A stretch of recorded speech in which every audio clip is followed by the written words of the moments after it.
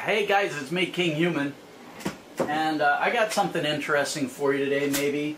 Hang on, I need one more swig. Oh, good. Okay,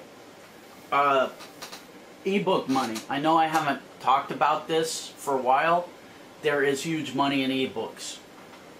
And I want to give you guys an anecdote that you can actually put into action yourself and make money with it. Because one of the biggest complaints I get from people, or one of the biggest inquiries I get from people is, Kinghuman, I want to do the ebook thing. I know it made you a lot of money, but I can't write an ebook. Yes, you can.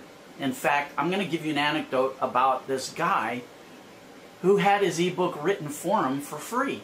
I mean, this is genius. I'm on the computer Skyping to one of my Skype Elite members, and the guy was telling me about somebody he knows who he thought of a genius way, and what he did was he made a Facebook forum group, actually not a forum, a Facebook group for marijuana.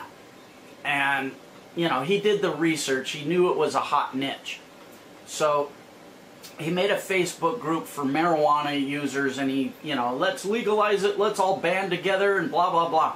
After he got a bunch of people in his group, which didn't take long because there's a gazillion people interested in that, he said on his group, he put a post, submit your marijuana recipes.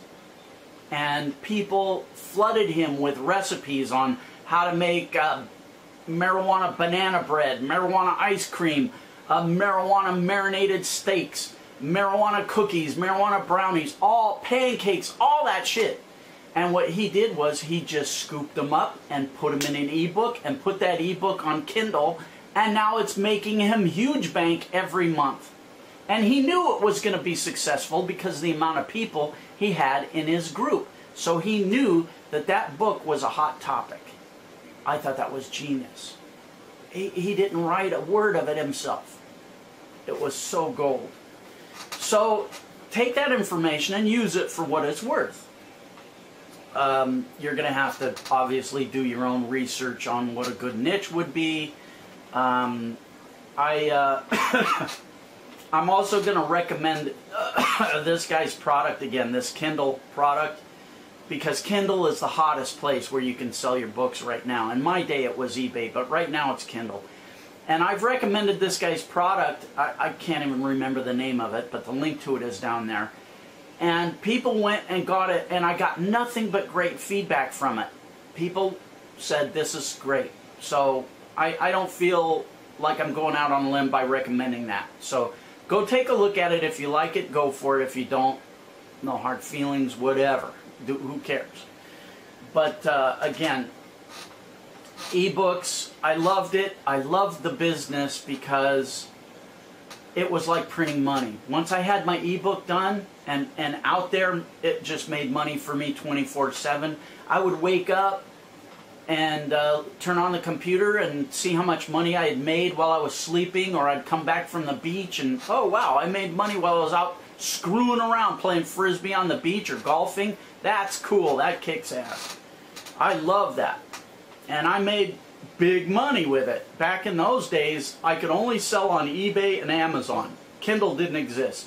Kindle and the iPhone, whatever it is, the Apple Marketplace, that didn't exist. And right now, those are the hottest places to sell your ebooks. But you got to know how to do it. There's certain secrets you got to know. For instance, I know of one right now that I can tell you. There are a million of them, but when you put your book on Kindle, there's a preview. People can preview your book. And the way Kindle is, and maybe it's changed by now, but it used to be, the preview was like the first page or maybe 2 pages of your book. So people would click on the preview and all they'd see is like a table of contents or maybe a legal disclaimer. It was bullshit. And that doesn't intrigue people. So what you want to do is when you put your book on Kindle, have a teaser right up at the top that gets people intrigued, and it gets them all warm and runny, and it makes them want to buy your book. not just some picture of the table of contents. You know, that's crap. That's not going to get anybody interested.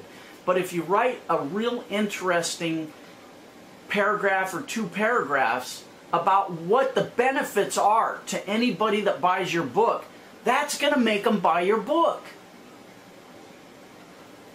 So I've given you a couple of really golden nuggets right now that I hope some of you guys will run with. Actually, 3 nuggets.